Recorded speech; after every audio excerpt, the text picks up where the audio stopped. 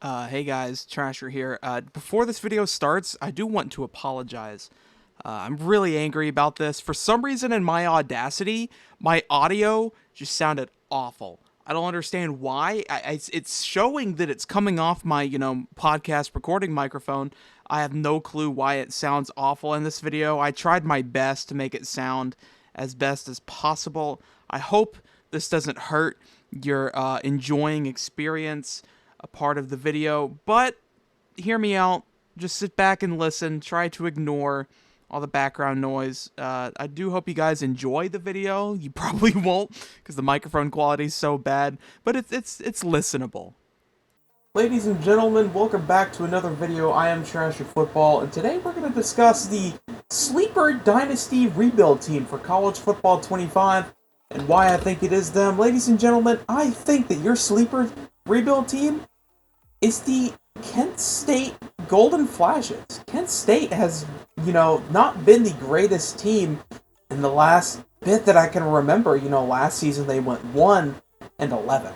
1-11. What is a worse record that you could take over and rebuild? Obviously 0-12, but I don't think anybody went 0-12 last season. The year before they went 5-7.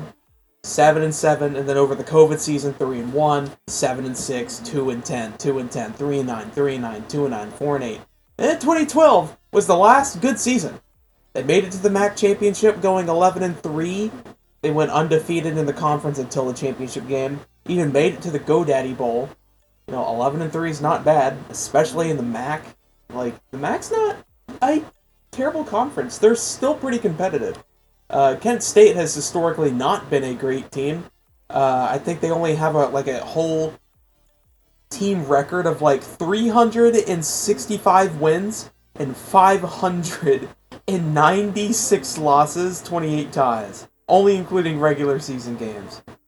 That's awful.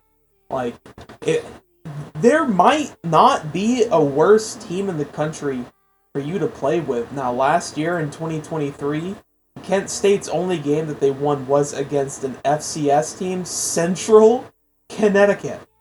Central Connecticut. The only team they won against, and it was on ESPN Plus. They won 38-10. But if you look at the other games, they got whooped by UCF 56-0. Got whooped by Arkansas 28-6, and that was a bad Arkansas team too.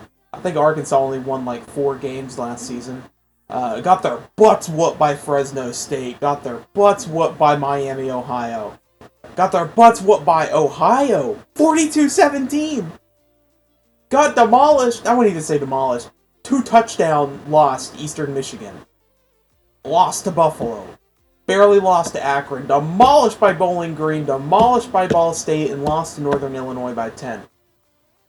This is the worst team in the game. And next season, they're going to bring back their head coach that they went 1-11 with last year.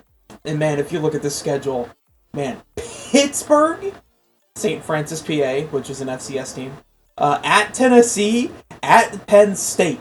So 3 of your first 4 games are Power 5 away games. Power 5.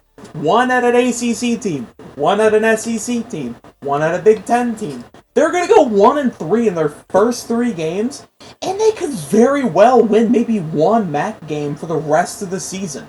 This Kent State team is awful. I mean, I don't know if I can say it enough. This team is just bad. If you look at a lot of their attendances for their games at home, 5,000 against Northern Illinois, 6,000 against Bowling Green.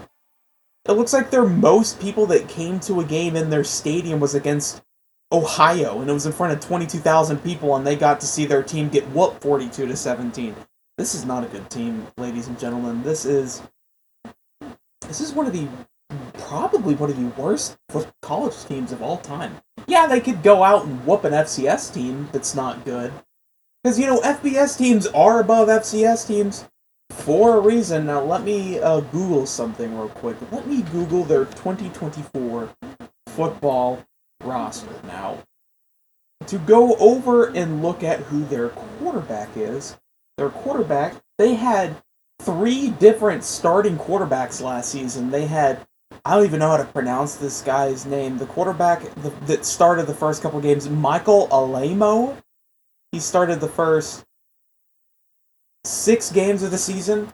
And then it looks like the backup came in and played at the 7th game, Tommy Ulatowski, who played pretty decently. And then Alamo came back, had a pretty bad game, and then brought back Ulatowski back in, which he will probably be the starter. Tommy Ulatowski looks like he doesn't have very awful stats from last season. Last season he did throw for 737 yards, 7 touchdowns, and only 2 picks, which is not bad, for only starting a couple of games. And then you look at the last 2 games. Devin Cardman, who's the sophomore, last season he did go 305 yards, 2 touchdowns, no picks. I do think that Ulatowski's the starter. He will probably end up doing pretty good, which makes me hope that they're going to do even better. But, Michael Alamo is, he's going to have to fight for that starting job, man. This is not a good Kent State team. If you look at through this roster, it's all over the place. It is all over the place. Let me know what you guys think about this team. I mean, let me look at their football stadium, because I know a lot of people. By the way, this whole video is going to be unedited. It'll probably have pictures, but I'm probably not going to take out audio. But let's look at their football stadium, because I know a lot of people like to choose best-looking football stadiums for the rebuilds. It's not a pretty-looking stadium, I will admit. It is pretty skies, I will admit. Ohio always has some pretty damn nice-looking skies over there. I do like the green field, but I mean, the bleachers just look old and gray. But the thing about the football game is based off of the pictures for the Missouri team, this is probably going to be a very good-looking stadium in the game. They're going to have every single D1 college football stadium in the game, and then they're going to have all the bowl game stadiums, blah, blah, blah. Yeah, this will probably look around the worst, but knowing how intensely they've been working on this game, this could end up being not bad-looking, at least in the video game. This is not a good team.